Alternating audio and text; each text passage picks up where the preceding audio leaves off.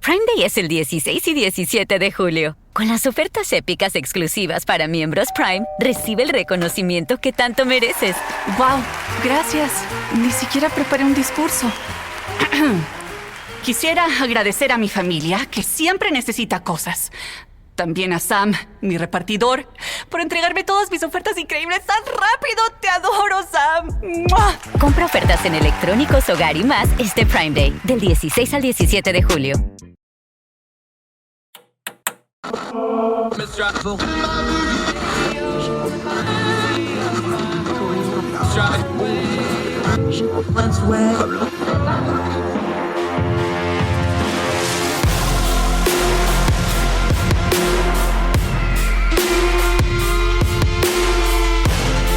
With your host, Andrew Donaldson. This is Heard Tell. Welcome to Heard Tell. I'm Andrew Donaldson. Thank you so much for joining us. The most precious thing you have, your time. So we try to turn down the noise of the news cycle, get to things that matter, skip over the things that don't, and try to discern our times as best we can. Let's go to Moore County, North Carolina. That's the Carthage area, parts of Southern Pines, that sort of area of North Carolina, the Sand Hills. This story is troubling for a couple of reasons. One is because this was one that really needed a 24-hour, 72-hour, 48-hour rule on not jumping to conclusions because everybody online went wild with it. But the core that we now know from authorities and what's being reported is important enough. Let's go to WRAL here. And here's what we do know happened. Carthage, North Carolina, by the WRAL.com. We'll link to this. All Moore County schools are closed on Monday, and the American Red Cross has opened a 24-hour shelter to help thousands of people lacking heat, medical care, and other necessities during a mass outage. Nearly 40,000 customers lost power over the weekend after a massive outage caused by damage to substations by gunfire. The outage started Saturday at 7 p.m., and power may not be restored until Thursday, according to Duke Energy. On Monday at 12 a.m., 33,000 people were without power, according to Duke Energy's outrage map. The temperatures dropped below freezing Monday morning, and it was 29 degrees for multiple hours. Two substations, were targeted in a gunfire attack, leading to multiple equipment failures, according to the Moore County Sheriff's Office. The substations are around 5 miles apart, located in West End and Carthage. Moore County Sheriff Ronnie Fields said just before midnight that the outage was being investigated as a criminal occurrence. A state of emergency was declared in Moore County Sunday at 4 p.m. and curfew is in place from 9 p.m. to 5 a.m. The curfew is because the power outages are so severe. That includes lights along the roads, traffic lights, everything. So it's actually dangerous to be out on these darkened roads. That's why they did the curfew. This is also a high transit area for people traveling. We faced something last night in Moore County we've never faced before, Sheriff Fields said at the press conference. Fields said that the crews at the substation found extensive damage, that's in quotes. When inspecting the equipment, he also said there was evidence that firearms had been used to disable the equipment. They're working with state and local law enforcement. By the way, the feds are involved now. The FBI is there to continue the investigation. When asked if this was an incident of domestic terrorism, Fields replied, "I can't answer that. This was targeted. It wasn't random." Investigators aren't sure if there's a tie between the substation damage and things going on in the community. There was heavy security at a local drag show at the Sunrise Pier in Southern Pines. See, this is where I'm going to stop. They don't know that these two things are related. What happened was some folks with some very untoward histories online kind of sort of hinted that this might be why it is, and folks have been running with it. But until it's proved, everybody needs to calm down with that, okay? This is in Carthage. Southern Pines is a little bit different area, although they are somewhat close. So just automatically putting those two things together isn't it, folks. Now, if it turns out that's what it is, we'll deal with it when we get there. Long story short, there's a couple things we need to talk about here, though. This is cowardly, in the words of Sheriff Fields, is what I call it. We don't have anything, no motivation, no group has stepped forward to acknowledge or accept what has been done. I call them cowards. He's correct. We've talked about before on here, infrastructure like power grids are very easy targets for somebody that really wants to do something. Now, we don't know the motivation here, whether it was a political motivation, just some crazy person gone off, or somebody's upset at Duke for taking their power off and they went and shot up two substations. In fact, they shot up two different ones. Means that this is probably a little more planned than what we thought, because you'd have to look that sort of thing up. It is domestic terrorism, though, whatever the motive turns out to be here, and we'll continue to cover it. But this is a domestic terrorism thing. This is a big deal for people to not have power, especially on a cold night. People need their power, especially folks that have medical equipment at home like oxygen tanks and other things. Elderly people have to have heat. This is not a joke. This is very serious. Now, whatever happens here and turns out, we should learn the lesson that our infrastructure is vulnerable to not only the crazy makers of the world, but could be vulnerable to other people with more means and more sophisticated methods of attack. And it's something that needs to be addressed. It's something that hasn't been addressed for decades, although people have warned about it. So 2 things to take away from this Moore County story. One is let the investigation breathe. Like we said, put in a little bit of a rule and just wait. It looks a little different now than it looked on Sunday. Don't just follow what's going on social media. By the way, a lot of those people talking big on social media and acting like they may have something to do with it may not. They just want the credit for it. So that's why you got to wait for the investigation to play out. Just let this thing breathe. We'll find out the investigation. We'll go from there. But it's yet another example of how our critical infrastructure is vulnerable. And anybody that attacks that infrastructure, whether domestic, foreign, or a purple hippopotamus, it is terrorism. This terrorizes people's lives. It puts people's lives in danger. Darkened roads with the lights off, that's dangerous. People at home medical with elderly folks and sick folks that need their equipment, that's dangerous. Cold weather alone can kill people. This is terrorism, and whoever did it ought to have the absolute full extent of the law put upon them and get justice really quickly for what is clearly a despicable act. The sheriff's right. This was a cowardly thing to do because substations don't shoot back. But our criminal justice system should deal with this swiftly once we find out who's involved, and we better learn the lesson. Our critical infrastructure is very, very vulnerable. Better start thinking about it. We're all going to be in a world of hurt come someday when somebody really gets a head up to try to hurt the American people. More Heard Tell right after this.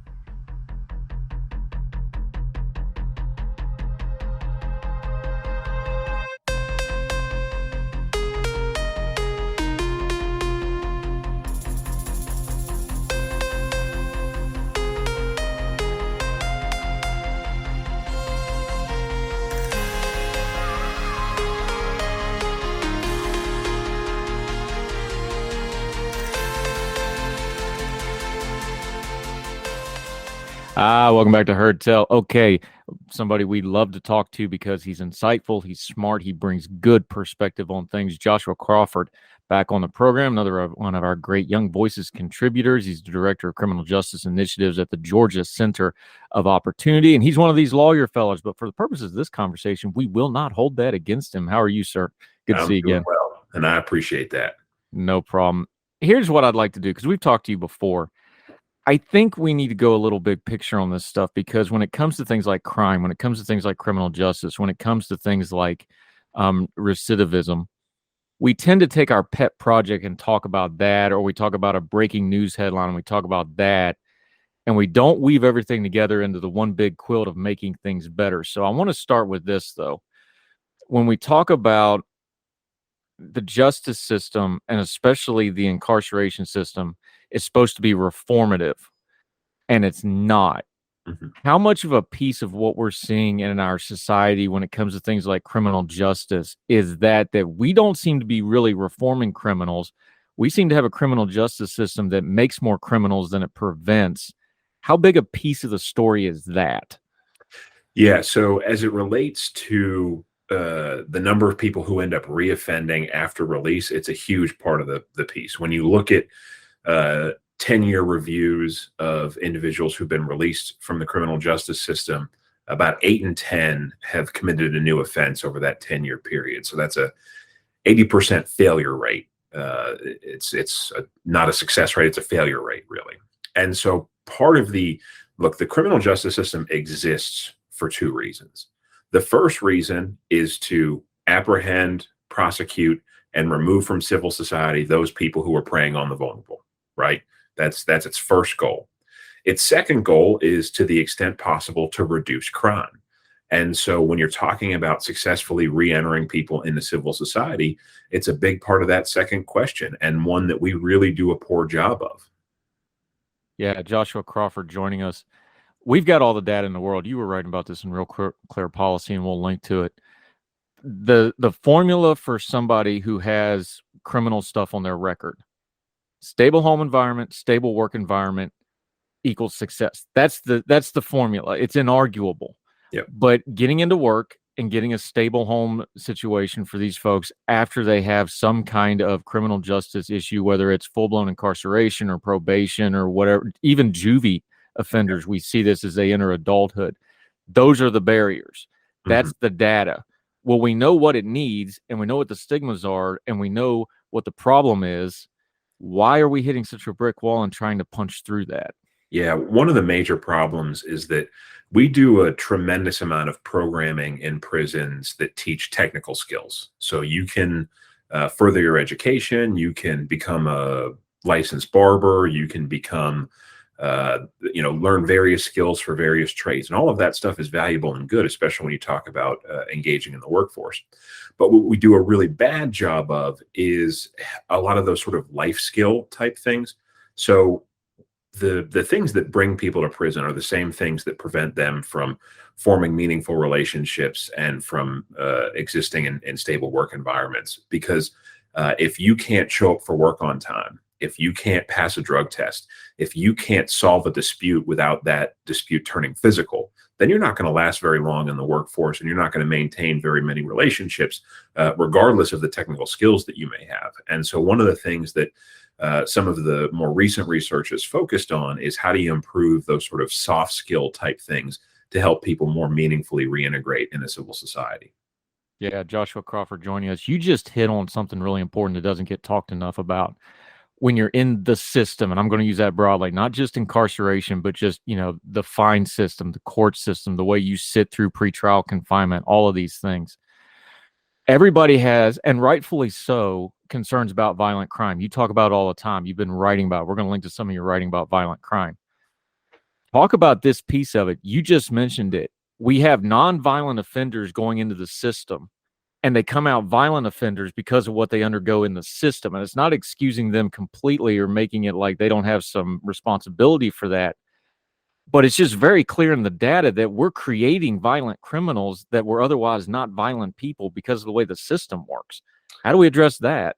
So here's one of the really interesting things that is currently somewhat debated among criminal justice professionals, academic criminologists, and so on and so forth, is you take a guy who, let's say he was a high-risk offender when he went in, and he's got a stellar record while he's incarcerated. He's not getting in fights. He's not giving staff a hard time. He's not smuggling in contraband.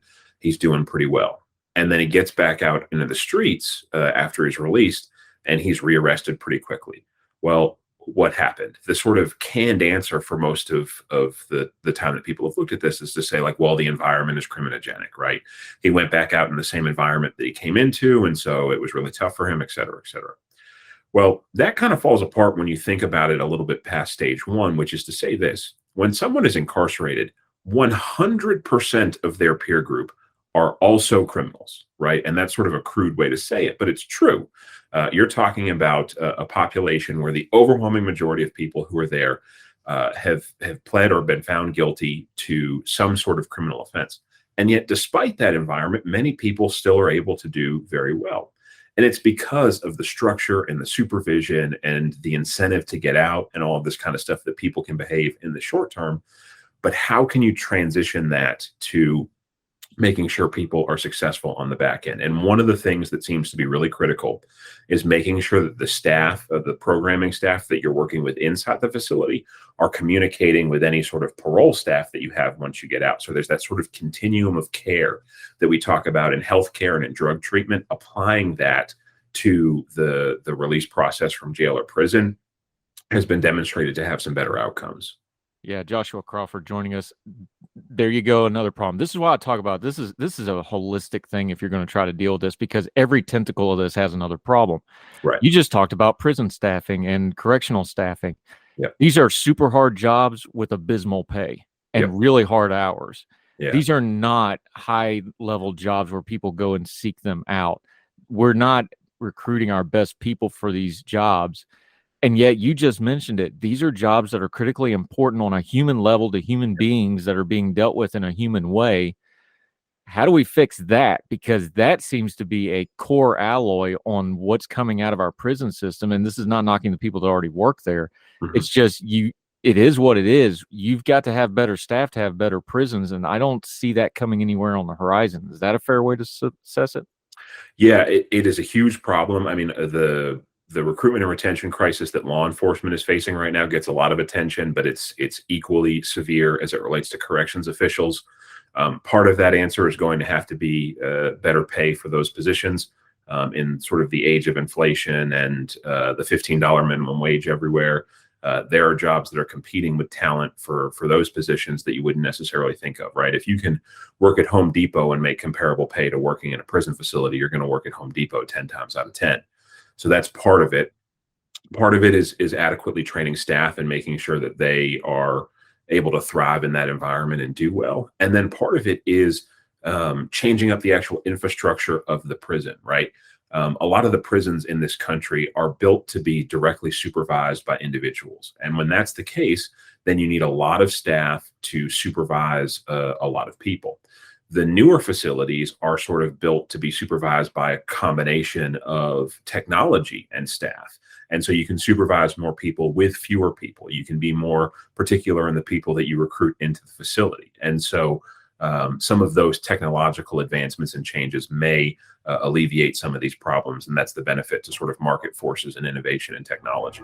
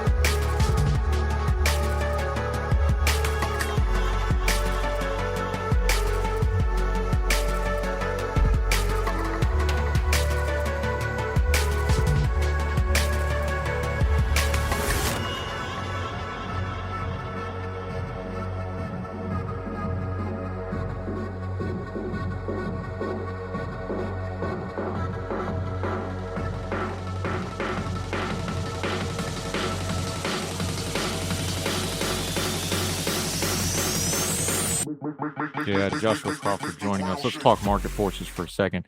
If in the abstract, we have economists on the show all the time because I don't know a lot about economy and I'm really bad at math.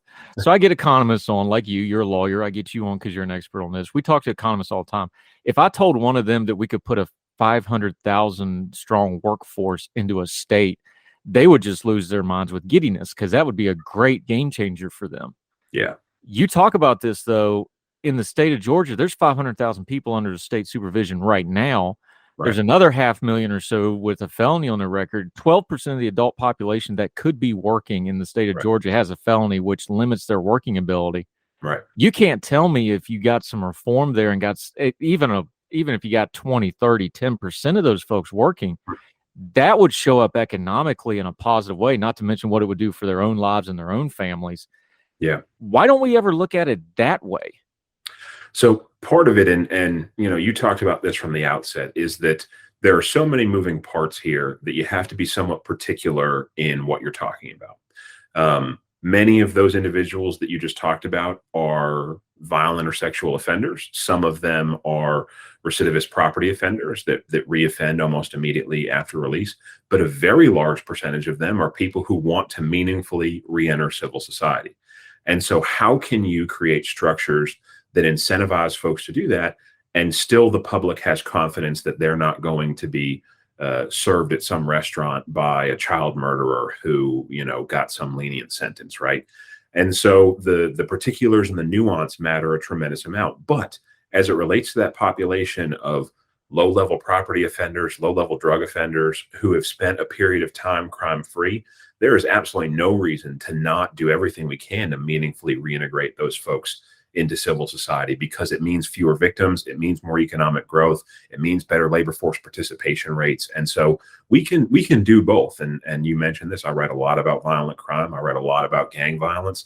Those are things that we ought to be very tough on. Those are things that we ought to take very seriously. But at the same time, we ought to be able to say that, hey, there's this population of folks out here who want to work, and it's the system that is preventing them from working.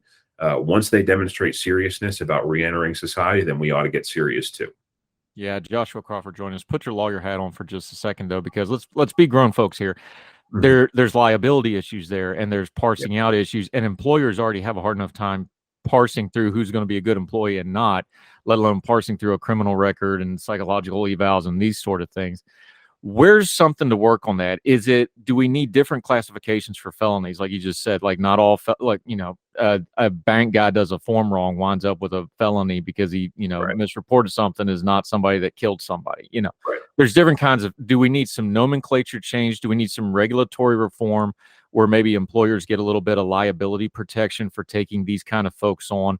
Is there some things, not even big laws, but like state legislation levels, kind of regulatory reforms to kind of open some of these doors up a little bit? Is that a way to address some of these things? Yeah, the liability protections for second chance employers are becoming more popular around the country. So are occupational licensing reforms that in many jurisdictions simply prohibited felons from acquiring a license. Oftentimes that's being replaced by a structure that says that there must be some nexus between the felony committed and the license sought. In other words, if you've got a drug conviction and you want to be a barber, there's no relationship between the two. But if you've got a fraud conviction and you want to be an accountant or a financial advisor, then maybe there is some nexus that the licensing board can take into consideration. And so again, injecting some nuance where there hasn't been before can really improve that, whether it be the liability protections or some of these occupational licenses changes. Yeah, I mentioned nomenclature there.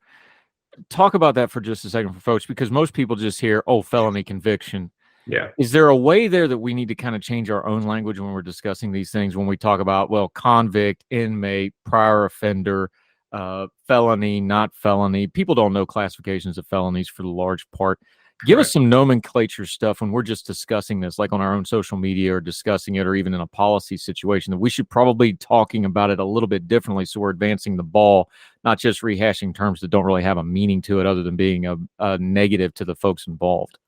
Yeah, unfortunately, the deeper you look at that, the more complex it gets, right? So you'll hear people talk about nonviolent felonies sometimes, or violent felonies, and those things typically have a definition in statute. Here in Kentucky and in a lot of places, attempted murder is technically a non-violent felony. So it's even unfair. If you say this person's committed a non-violent felony, they may have committed an attempted murder. And so it's quite complex that way. There have been attempts in the past to sort of move away from all categorization like that. I think that's a mistake too, because I think what it does is it no longer holds people accountable and attempts to sort of not acknowledge the past or past behavior. And oftentimes what leads to success for people in terms of reentering is to not only come to terms with their prior actions, but to sort of accept the wrong nature of those prior actions and to want to do better, right? A lot of the folks that I work with are people that have been in jail or prison before, and the ones who are most successful at finding meaning outside of prison are those who look back at what they did and say, like, I was wrong for doing that. Now, that gives us no guidance on whether that should be a 5-year sentence or a probation sentence or whatnot. But you're primarily talking about people who, in sober moments, are able to recognize the wrong of what they did. Yeah, Joshua Crawford. I want to go back to something you wrote a little while back. You wrote about Chicago, and you were talking about violent crime. Look, Chicago's become the bloody shirt for the right when it comes to violent crime. It just is. That's the one they always go to. Chicago also has some ingrained, embedded problems. Like every city has its own little things. Chicago's got some embed things that make it unique to everything else. I don't find it super helpful for us to just keep yelling, well, look at the murder rate in Chicago, because that doesn't really do anything. Right. You did more than that. You dug into it. You went through the numbers. This is another one of those things, like how we've talked about this, I think is perpetuating the problem. Right. What's a better way to talk about when somebody goes, well, oh, look, remember back during the war on terror, I was like, oh, well, more people die in Chicago than they do in Iraq, which wasn't a fair comparison, but you heard this kind of nonsense. Yeah. What's a better way to discuss something like Chicago? Because there's lessons to be learned there if we do it in a productive way, right? Yeah, so Chicago is somewhat unique in that it has a very long history of an ingrained gang culture in some of its neighborhoods. It's like Los Angeles that way. There are a number of cities, especially large cities, that have just had hierarchical gang structures for longer periods of time, and there are consequences that come from that. Versus a city like Louisville or Milwaukee, where those structures are relatively new and still somewhat disorganized and smaller. So there are some unique problems there. But one of the things that I never do is I try never to say high crime neighborhood. And part of the reason I try to never say that is because there is no neighborhood in the United States of America, in any city, in which the majority of residents are out committing crimes, especially not violent or serious crimes. In every city in the country and in every neighborhood in that city where there are higher rates of violent crime, you're talking about a very small number of people who are very active and making life miserable for the overwhelming majority of people who live in that neighborhood. And when you start to think about things like this, you realize that it's not a territory to be occupied by law enforcement and where there need to be large numbers of arrests, but there are small numbers of networks and groups that need to be disrupted, in some cases arrested, incarcerated for long periods of time. But the primary beneficiary of that should be the law-abiding citizens in that neighborhood, which are the overwhelming majority of residents in all of those neighborhoods. Yeah, Joshua Crawford joining us. All right, let's go to one of the nuts of all these problems. Whether it's, criminal recidivism rates, whether it's violent crimes on the streets, whether it's corruption, whatever, folks holding their local and city and state and federal government accountable is kind of the linchpin to all this stuff. Mm-hmm. They tend to demand attention on this stuff when crime is high, or when there's a high profile thing, or there's a police shooting, or there's a crime wave or a terrorist attack. And then this stuff falls out of the news and nobody pays attention to it. Yeah. What's the baby steps, the stuff they should be doing between the headlines for folks that really care about their community? Because again, almost every city, county, whatever your municipality is, they have some sort of public interest groups that the police have to go and sit in front of you, and they have to take public questions, whether it's a city council, county commission, whatever. A lot of cities now have various groups where the police are responsive to the community. What do they do about stuff like that to start advancing the ball a little bit instead of just chasing headlines on social media and yelling at the TV? Yeah, I think that last part is key. And I think it relates to a lot of that stuff, which is to first and foremost understand the actual desires of the community that you are attempting to help. Right. There are a lot of, to be frank, white suburbanites who advocate on behalf of Black urban communities with high rates of crime or high rates of negative interactions with law enforcement, and sort of pretend to know what that community wants. If you don't actually know what that community wants, then you ought to find out what that community wants before taking some sort of attempt to rectify the problem as you see it. But the other thing is to understand that what most people want is the same across the board. Most people want safe streets and safe communities. They want policing done in a transparent and ethical way, but they want the problem children, if you will, removed from the neighborhood. They want other people largely left alone. They want to have positive interactions with law enforcement.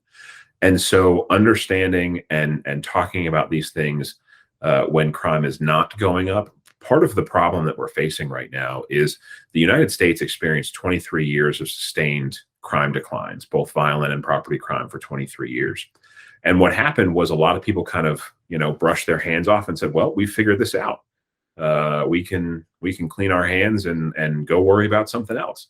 And when the eye was taken off the ball, all of a sudden things started to get worse, and some really bad ideas started to gain some headwind. And so now I think this time period sort of serves as a reminder to folks that, like literally all other areas of public policy, be it tax or education or otherwise, this is not an area that we are ever going to figure out and walk away from and be able to not care about. That there needs to be constant evaluation, constant innovation, and we need to constantly be trying to get better.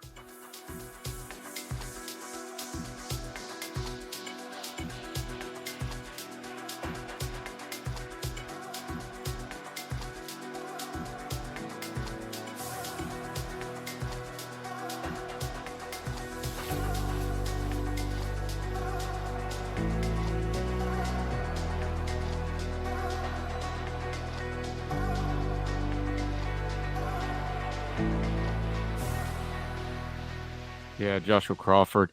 It's cyclical. And we can look back through, the 80s, the 90s, the 2000s.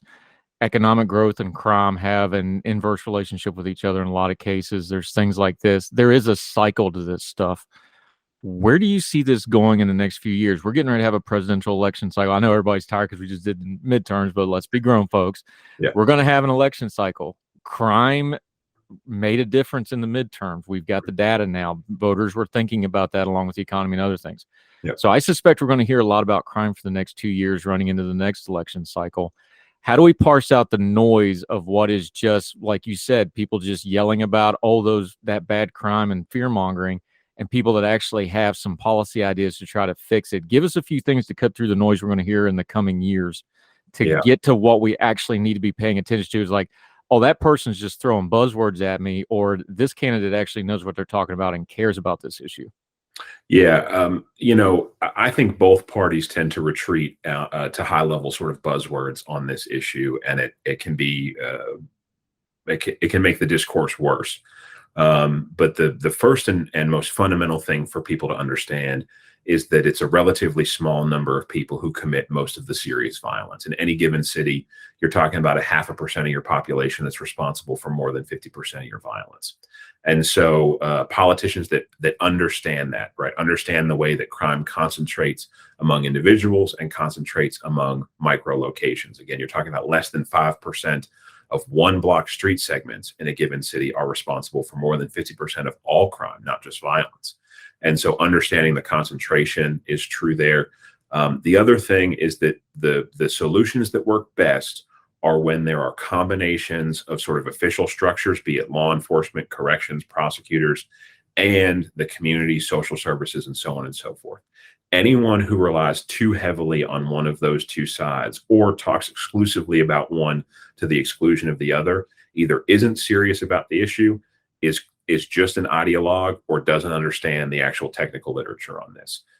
You can do a lot with law enforcement, you can do a lot with social services, but for the social service example, there is not a single instance of citywide crime reduction in the United States in which an effort was done to the exclusion of law enforcement. That's not to say that law enforcement is itself the answer, but the partnership between the two, the sort of soft with the hard, is where this stuff works best. And Joshua Crawford joins. And the reason that is because when you get past the policy and the buzzwords and all that, this is a human problem. Mm-hmm. How much of this is trying to balance still seeing even the worst of the offenders as humans, making sure we see the police as humans, seeing these communities as humans, not just demographic blocks or voter blocks or whatever you want to call it.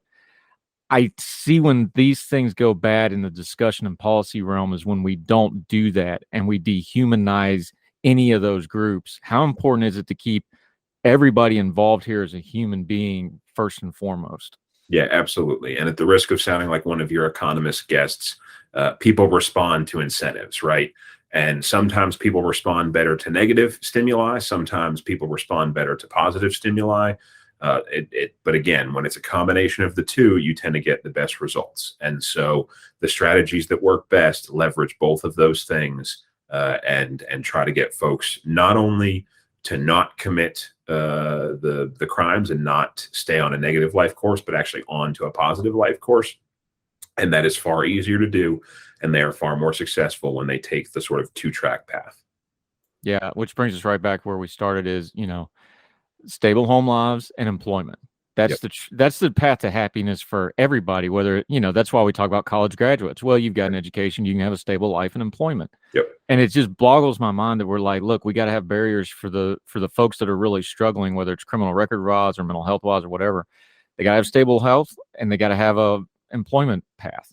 That's the trick to all this, because when people don't have meaningful employment, meaningful lives, they turn to bad things. Like it's so simple, yet we really seem to drop the ball on it. It just amazes me. Does it still amaze you?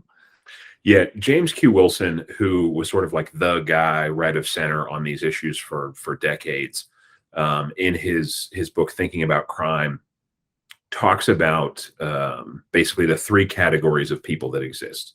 On the one end of the spectrum, there are the people that we can do absolutely nothing to dissuade from committing criminal offenses.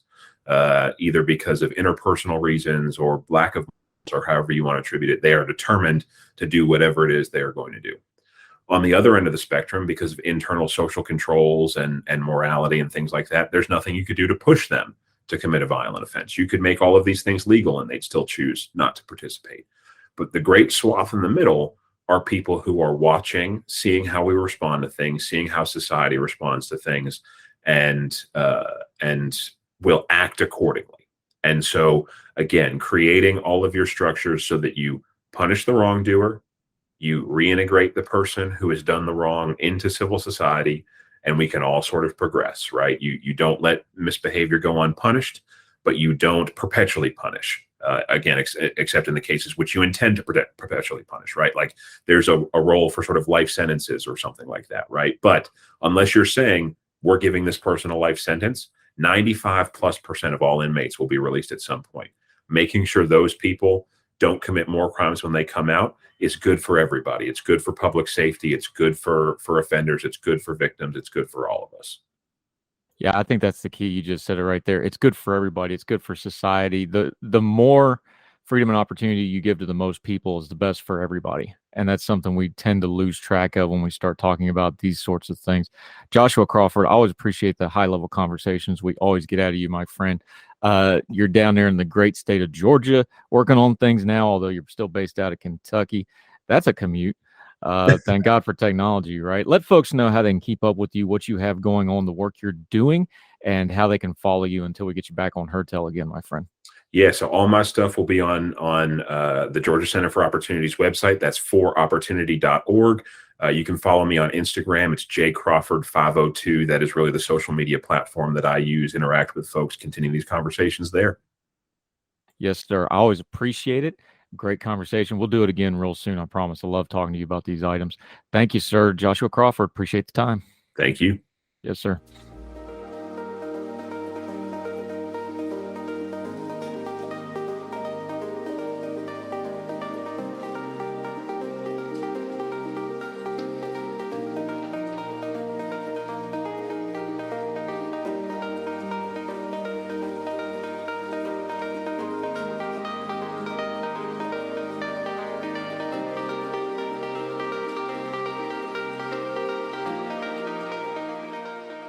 Welcome back to Heard Tell. Okay, this is one of the more bonkers things we've ever covered, so we're going to go through this real nice and slow so we can keep up with all the folks in Logan so they don't get too confused here. This is from grid.news via our friend Keith Conrad and his excellent listicle every day of the news side quest. Headline, DNA showed a mother was also her daughter's uncle. Read that again. DNA showed a mother was also her daughter's uncle. How scientists solve this medical mystery, from the pieces by Dan Vergano, the science reporter for Grid News. How can a paternity test suggest a mother is also her daughter's father? The answer to that medical mystery, sparked by a confusing paternity test result, is, quote, when the genes of a vanished twin brother live on in the mother's DNA, end quote. The finding, which genetic experts reported earlier this month, suggests that such things as human chimeras, people with DNA from more than one embryo, could be more common than we thought. What is the frequency of this? We don't really know, said Juan Yunis of Columbia's Instituto.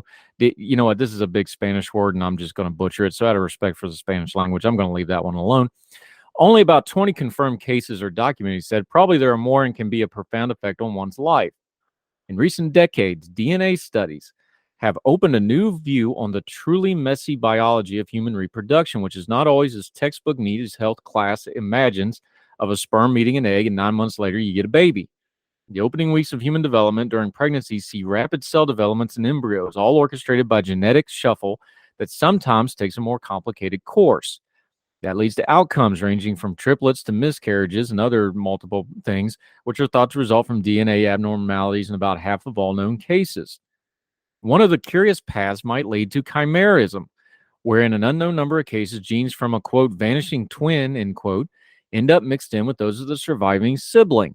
There's usually a few outward signs of the condition, leaving it to fly under the medical radar. Just so, the case Eunice presented at the International Symposium of Human Identification in Washington, D.C. in November was just a routine paternity test of a young girl, however, quickly turned confusing. First, some parts of the test suggested a child's birth mother was not in fact her mother, what is known as a maternal exclusion result. Second, some others suggested the child's alleged father was not her father as a, quote, paternal exclusive result. Finally, the birth mother's blood sample tested as a male containing the XY chromosomes found in a biological men rather than the two XX chromosomes responsible for the female sex organs. Some intersex women, of course, have XY chromosomes and develop a female sexual anatomy, but they are usually infertile. So this confused everybody. Somebody made a mistake. There's a contamination in the lab. Stop everything, said Eunice of the initial reaction. However, the team saw identical results when they repeated the test with the original blood sample. When the scientists took the mother out of the test, showed the alleged father was clearly the father of the girl, and other male genes in the results disappeared, causing more confusion. The answer to this puzzle came in 2002 when Eunice was part of a team that reported the news of a 50-year-old woman named Karen Keegan. You knew it was going to be a Karen, didn't you, folks? Karen Keegan, whose genetic testing for a kidney transplant revealed that she was a tetragametic, I'm probably not saying that correctly, chimera, where tetra means four and gametes, I don't know, gametes maybe, means sex cells. So more than 4 sex cells, like sperms and eggs. Her genes were a mixture from 4 eggs and sperm cells instead of the normal 2.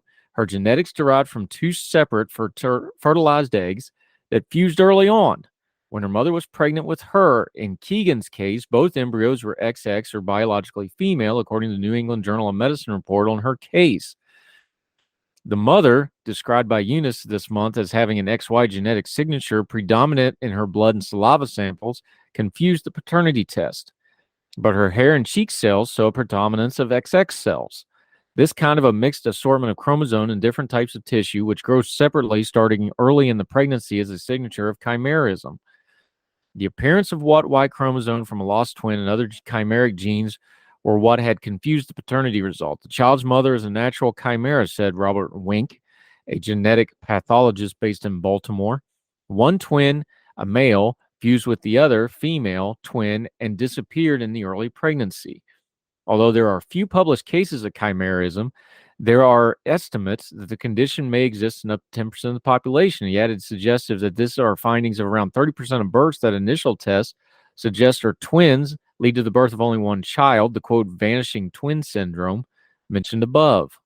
In rare cases of chimerism, where either XY or XX cells don't predominate in the sexual organs, chimeric people can develop both male and female anatomy, a condition referred to as intersex, said Wink, but this is very unusual. Chimerism may be on the increase in the human population because of the worldwide increase in babies born through in vitro fertilization technology, more than 8 million in the last 2 decades. Often more than one embryo is implanted in the mother, and that increases the chances there may be embryos fusing, he said. Obviously, chimerism can be cause of all sorts of problem and confusing paternity tests, said Eunice, from loss of child support to divorces to welfare fraud cases like that of the Lydia Fairchild case in Washington State, a woman who almost lost her children after genetic tests suggested she was not her children's biological mother. Another telltale sign of the condition are large stripes of different pigmented skin like those in the model Taylor Mule, who is another natural chimera. Such stripes as speckles, a 34-year-old man whose paternity test reported in 2015 suggested a brother he didn't have was the father of his children. A 2004 episode of the criminal drama CSI centered on a chimera who blamed his crimes on a vanished twin who left his DNA at the scene. But on a deeper level, the existence of natural chimerism plays a role in bioethicists' arguments over experiments on human embryos, with the observation that embryonic fusion led to the chimerism, or vice versa, only happens 2 weeks or less into a pregnancy. This time-limited partly explains the long-observed 14-day rule in biomedicine, keeping experiments on human embryos in the first 2 weeks of development.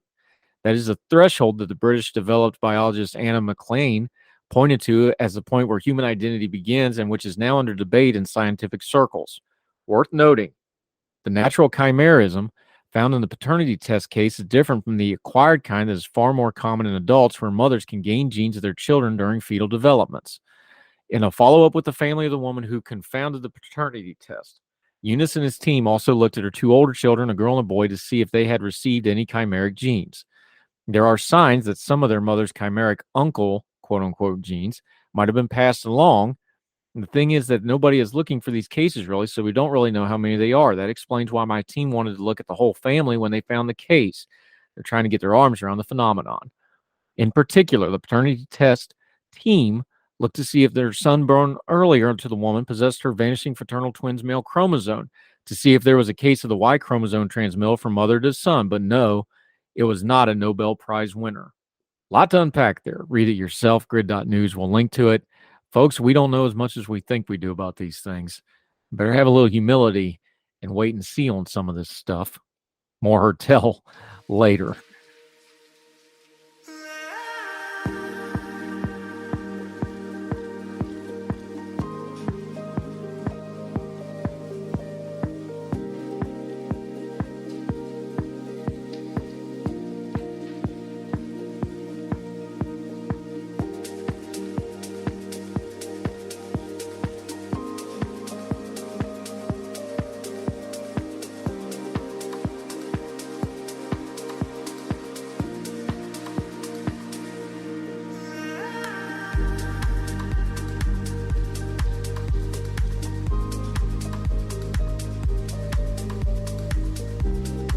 Prime Day es el 16 y 17 de julio. Con las ofertas épicas exclusivas para miembros Prime, recibe el reconocimiento que tanto mereces. ¡Wow! Gracias. Ni siquiera preparé un discurso. Quisiera agradecer a mi familia, que siempre necesita cosas. También a Sam, mi repartidor, por entregarme todas mis ofertas increíbles tan rápido. ¡Te adoro, Sam! ¡Mua! Compra ofertas en electrónicos, hogar y más este Prime Day, del 16 al 17 de julio.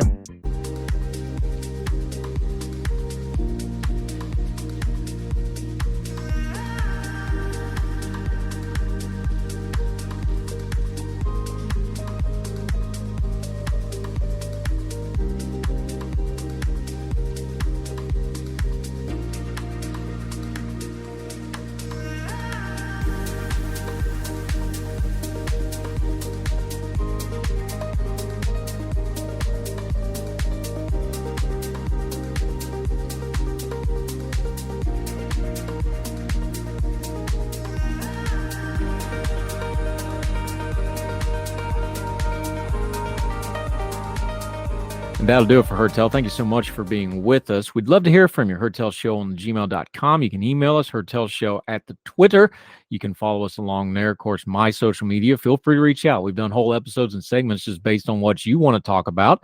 Be happy to look at stories you think need to be covered, maybe aren't covered correctly, or you think need a different angle taken to them. We'd love to hear from you. So, wherever you and yours are, that sucked. Let me do that again. So, wherever you and yours are, across the street or around the world, we hope you're well. We hope you're well fed, and we can't wait to see you again next time for more Heard Tell. All the music on Heard Tell is provided under a Creative Content license from MonsterCat.com. Somos la máquina.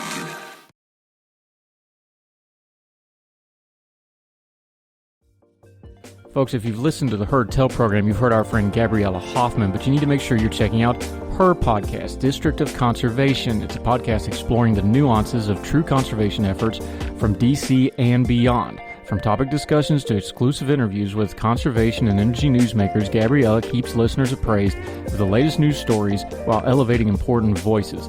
Listen to District of Conservation on Apple Podcasts or wherever podcasts are played.